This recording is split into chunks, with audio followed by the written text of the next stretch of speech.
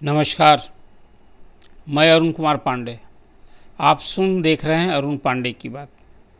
आज 22 मार्च 2025 है, दिन शनिवार। आज बिहार 113 साल का हो गया। 22 मार्च 1912 को बिहार बंगाल से अलग हुआ था। ब्रिटिश हुकूमत में बिहार को एक अलग राज्य की पहचान मिली थी। उस समय यह देश का 10वां राज्य बना था। तब उड़ीसा और झारखंड भी साथ था। फिर 1936 में उड़ीसा बिहार से अलग हो गया और 2000 में झारखंड अलग हो गया। अब जो बिहार है उसी बिहार की बिहार दिवस के रूप में आप मना रहे हैं। नीतीश कुमार मुख्यमंत्री ने 2012 में अलग से बिहार दिवस मनाने का एक कार्यक्रम तय किया और तब से हर साल मनाते हैं।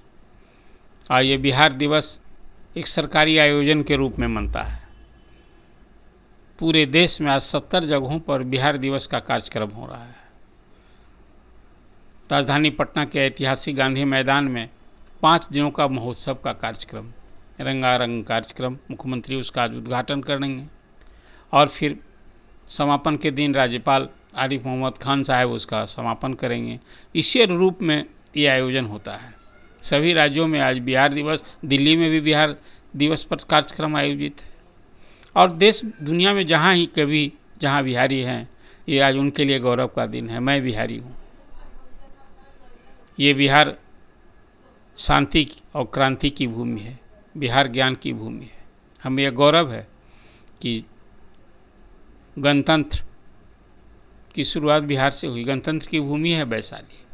यहाँ कई महापुरुष हुए, कई संत, सूफी संत और महापुरुष। आप देखिए, ये कर भूमि हुई कई राजनेताओं का। ज्ञान की भूमि कहें, यह जब लोग ऑक्सफोर्ड और इसको नहीं जानते थे तब यहाँ नालंदा विश्वविद्यालय था। पूरी दुनिया के लोग यहाँ ज्ञान लेने आए। अब वो धरोहर क्या खंडहर बन गया था बाद के दिनों में। एक इतिहास का वो काल चक्र आया। यहाँ विक्रमशिला विश्वविद्यालय था। यहाँ सिख के 10वें और अंतिम गुरु गोविंद सिंह की जन्म स्थल है। ये बुद्ध और महावीर की भूमि है। जयप्रकाश नारायण और महात्मा गांधी की एक कर्म भूमि हुई। चंपारण से जहाँ मोहनदास करमचंद गांधी, महात्मा गांधी, चंपारण की भूमि से उनको ये पहचान मिली थी। क्रांति कई बदलाव हुआ। जेपी मूवमेंट यहीं बिहार से ही शुरू हुआ।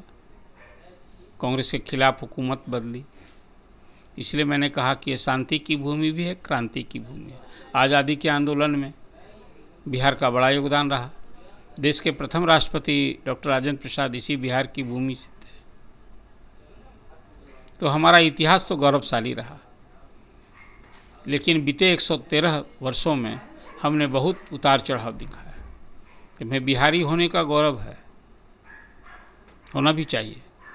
हर प्रदेश के वासी को उसके प्रदेश के होने का गौरव होना चाहिए।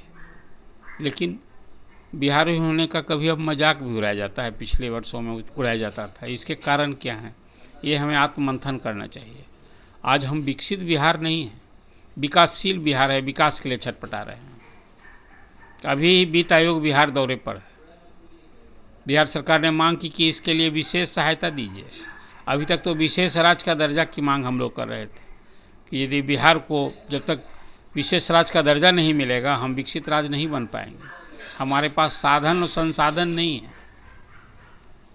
हम कोई 14 करोड़ की आबादी वाला प्रदेश है।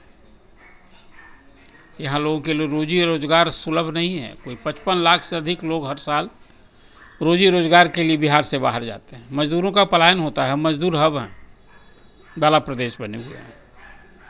शिक्षा के लिए भी, अच्छी शिक्षा के लिए, गुणवत्तापूर्ण शिक्षा के लिए हर साल यहाँ से बिहार से छात्रों का पलायन होता है। लोग अनुमान है कोई 1500 करोड़ से 2000 करोड़ रुपए शिक्षा पर खर्च हो रहा है। बिहार से बाहर जो छात्र जा रहे हैं उस पर अभी हाल के वर्षों में कुछ प्रयास हुए हैं। मेडिकल कॉलेज की संख्या बढ़ी है, इंजीनियरिंग कॉलेज की संख्या बढ़ी है, लेकिन अभी कॉलेज खुले हैं। पढ़ाई का जो की गुणवत्ता है, अभी तो स्कूल ही यहाँ, सच पूछिए, गुणवत्तापूर्ण शिक्षा के लिए स्कूल से कॉलेज तक एक चिंता का विषय बना हुआ है। कोई 75,000 स्कूल हैं। अब इधर 3-4 वर्षों में, पिछले बीते 4-5 वर्षों में स्कूल में शिक्षकों की कमी दूर करने का प्रयास हुआ है। तो कोई 3.5 लाख शिक्षक नियुक्त हुए हैं, मतलब पढ़ने वाले छात्रों की संख्या कम नहीं है, पढ़ाने वाले नहीं थे। उसी तरह से अस्पताल बिल्डिंग बने हैं, आज भी डॉक्टर की भारी कमी है, पारा स्टाफ, मेडिकल स्टाफ की भारी कमी है। ये हालत है बिहार की, ये कैसे सुधरेगा? आज बिहार दिवस पर हम बिहार के गौरवशाली अतीत की जब चर्चा करते हैं, जब उस पर हमें गौरव महसूस करते हैं, तो बिहार की तस्वीर कैसे बदलेगी, इसका भी चिंता और चिंतन होना चाहिए। आखिर बिहार क्यों पिछड़ा है? यहाँ की राजनीति और यहाँ के लोग जात समूह में बटे हैं।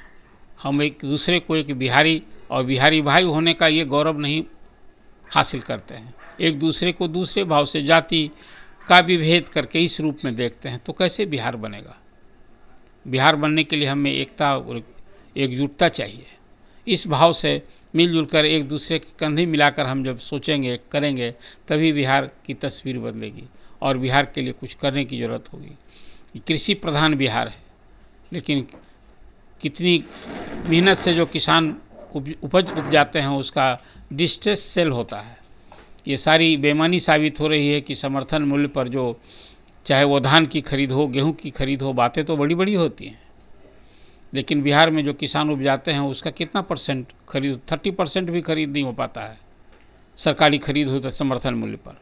ये है बिहार में किसान। आज भी खेतों को सिंचाई की ज़रूरत है, बिजली, सड़क, पिछले वर्षों में काम हुए हैं, इसमें निस्संदेह कहा जाएगा, बदलाव हुआ है, लेकिन ये पूरा नहीं हुआ, अभी बहुत कुछ करने की। यही कारण है कि वित्त आयोग जब अभी दौरे पर आया तो बिहार सरकार की ओर से कोई 1,59,000 करोड़ की विशेष सहायता और विशेष अनुदान की मांग की गई। पंचायत निकायों के लिए, शहरी निकायों के लिए अलग अलग अनुदान देने की मांग की। हम तो विशेष राज्य की दर्जा की मांग कर रहे थे। अब वो ये जब मालूम हो गया है कि ये मांग पूरी न होने वाली है, डबल इंजन की सरकार है, तो अब हम विशेष सहायता की मांग करने लगे हैं। वो विशेष सहायता मिलनी ही चाहिए। आज बैंकों में, बिहार के बैंकों में कोई 5.25 लाख करोड़ से अधिक का जमा है, लेकिन वो कर्ज के रूप में यहाँ नहीं बढ़ता है। 58% राशि बिहार में कर्ज के रूप में बांटी जाती है, जबकि नेशनल एवरेज कोई 78% का है। ये बढ़ना चाहिए। आज जब हर जिलों में हिसाब से कृषि आधारित उद्योग स्थापित होना चाहिए, ताकि लोगों को जो रोजी रोटी के लिए बाहर जाते हैं वो, ठीक है, सड़क, पुल, पुलिया, ये सब का काम हो रहा है और भी होंगे अभी, लेकिन हर हाथ को काम मिले, हर खेत को सिंचाई की सुविधा हो, बिजली की सुविधा हो, ये तो करने ही होंगे। इसके लिए बड़ा संसाधन चाहिए। आज विकसित राष्ट्र 2047 में बनाने की परिकल्पना प्रधानमंत्री नरेंद्र मोदी ने कर रखी है, तो बिहार जब तक विकसित राज्य नहीं बनेगा, उस स्टेज में नहीं आएगा, तो फिर विकसित राष्ट्र बनाने की जो परिकल्पना है वो पूरी नहीं हो सकती है। ये है आज बिहार दिवस पर मुझे लगता है कि चिंतन का विषय होना चाहिए। लेकिन हो क्या रहा है? आज बिहार दिवस पर एक और बिहार दिवस मनाने की धूम है। वही देख लीजिए, अभी यह भी एक दुखद अध्याय है। अभी पिछले दिन पटना की राजधानी में एक अंतर्राष्ट्रीय खेल का एक कार्यक्रम हो रहा है। अब वहाँ मुख्यमंत्री गए, राष्ट्रगान के दौरान सचमुच में जो उनकी हरकत हुई वो राष्ट्रगान का अपमान ही कहा जाएगा।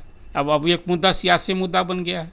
अब उसको लेकर मुख्य विपक्षी दल राजद आज एक और जहाँ गांधी मैदान में बिहार दिवस पर महोत्सव का आयोजन हो रहा है, तो दूसरी ओर आयकर चौराहे पर मुख्यमंत्री के पुतला दहन का कार्यक्रम चल रहा है। संसद के दोनों विधान मंडल के दोनों सदनों में मुख्यमंत्री से इस्तीफे की मांग की गई कि जो मुख्यमंत्री राष्ट्रगान का अपमान किए तो उन्हें इस्तीफा देना चाहिए।